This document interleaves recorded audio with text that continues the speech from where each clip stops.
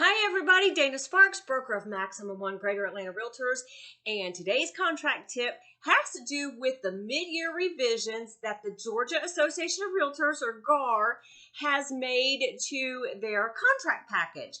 As you know from watching previous videos and taking our CE classes, you know that the Georgia Association of Realtors comes out with a new set of contracts every January, and then they do a mid-year revision around April or May every year. Well, this year's revision is out, and you can find the whole list when you go into wherever it is that you go to access your contracts, whether it be through Remind Docs Plus in FMLS, or Transaction Desk in Georgia MLS, or wherever you go to access your contracts. There is a new document that does outline paragraph by paragraph all of the updates or revisions that the Georgia Association of Realtors has made to the contract forms moving forward. So there are a lot of the changes are syntax corrections, sequencing numerical paragraph numbers, language for consistency, things like that. But there are a couple of substantial changes that I do want to bring to your attention. So the first change has to do on the seller's brokerage engagement, the exclusive seller brokerage engagement, which is Form F101, and the same changes in the non-exclusive seller brokerage engagement, Form F104. So the first change that they made is in paragraph A2, where it talks about the list price and the listing period. And what they have done is, that is paragraph, let me find it for you. That is paragraph A2 and A3. They've done a couple of things. Well, let me talk about the first one. A2, where they talk about the list price and the listing period. They have separated out, as you know from watching previous videos and taking CE classes on the 2021 Georgia Association of Realtors contracts, you know that now there is a listing commencement date there is a seller brokerage agreement commencement date, and there is a marketing commencement date. So those two issues have now been separated for clarity reasons in the listing agreement or seller's brokerage agreement in paragraphs 2 and 3. And that has all been spelled out, where the commencement date of the brokerage agreement, where the seller signs the brokerage agreement to agree to become a client of the broker. That's all spelled out, the beginning date and the ending date. That's all spelled out in paragraph 2. And then the marketing commencement date is spelled out in paragraph A3. Now, also, they have added in the marketing, the section about the marketing date, it has a new section where it talks about delivery of the agreement to and listing with the MLS. So let's take a look at what that actually says. It now says that the broker agrees to file the listing with, and you identify the MLS services that the broker is going to put the listing in. And then it has under paragraph 3A, delivery and agreement to and listing with MLS.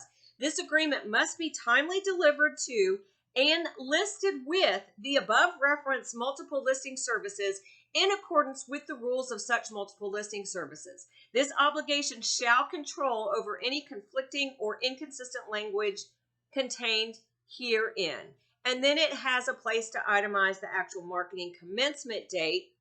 And the marketing commencement date, it must go in the MLS services, where this is explained in the corresponding paragraph B3B. It does state that it must go into the listing service within 1 day of the marketing commencement date, and it defines what that is. GAR has also added in that section, paragraph B3B, again in the listing, in the seller brokerage agreements, it has a section about internal marketing.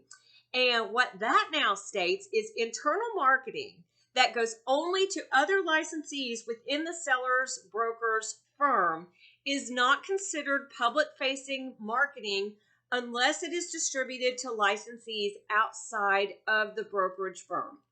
So that is just a little bit further clarification on what the marketing commencement date is when you're marketing to other agents within the brokerage as opposed to agents outside of the brokerage. Also, in the seller brokerage engagements, under the section where it talks about the seller's property disclosure statement, and that is paragraph C1. It has very clear language per the EPA that says basically the lead-based paint exhibit and the brochure need to be made available to any buyers prior to going under contract, any interested buyers. So how they have that, the verbiage that they put in the agreement states that seller further instructs the broker to make the lead-based paint disclosure exhibit available to all parties on the marketing commencement date. Broker is hereby authorized to distribute the seller's property disclosure statement and any lead-based paint exhibit to the buyers interested in the property. And seller agrees to promptly update any of that information. So those are the biggest changes to the listing agreements. In the actual purchase and sale agreement, they have made a change, and that is under paragraph B3, where it talks about the prorations. And what it states in there is GAR has put in their verbiage about city. That where it talks about the prorations, especially of property taxes. GAR, Georgia Association of REALTORS, has added in there information regarding the proration and liability regarding not only county property taxes, but city property taxes if those are applicable. So again, that is new verbiage for this mid-year review.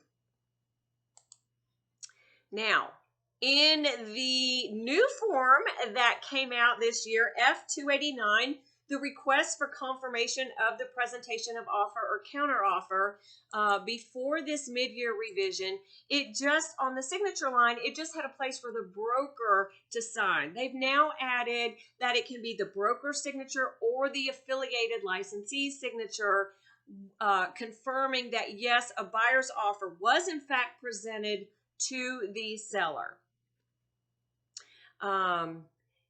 Moving on, in the seller's property disclosure statement, so in the section, it's at the very beginning where it has instructions to the seller about completing the property disclosure statement. They have added asking for the seller, where it says the seller is to provide additional explanations to all yes answers, and including providing to the buyer any additional documentation in the seller's possession. So that's new in the seller's property disclosure statement. And then only two more substantial type changes. One is in the Community Association Disclosure Exhibit, which is F322. They did add verbiage in there for the seller that when the seller is filling out that exhibit, to confirm all the information with the actual association. And then the biggest change, well, not the listing, the seller's brokerage agreement are pretty big changes.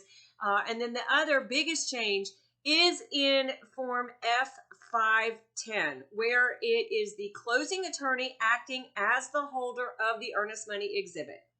So in that exhibit, in and of itself, there are time limits within which the closing attorney must agree to be the holder of the earnest money. And if not, the holder of the earnest money defaults to that alternate holder.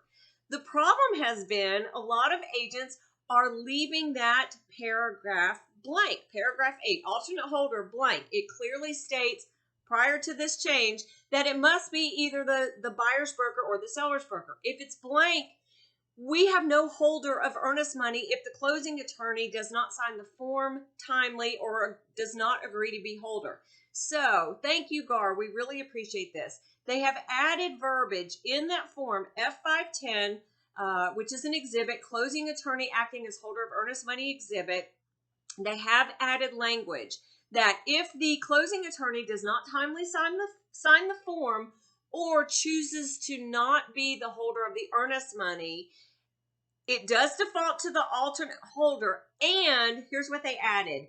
If an alternate holder is not named, then the alternate holder does become the buyer's broker.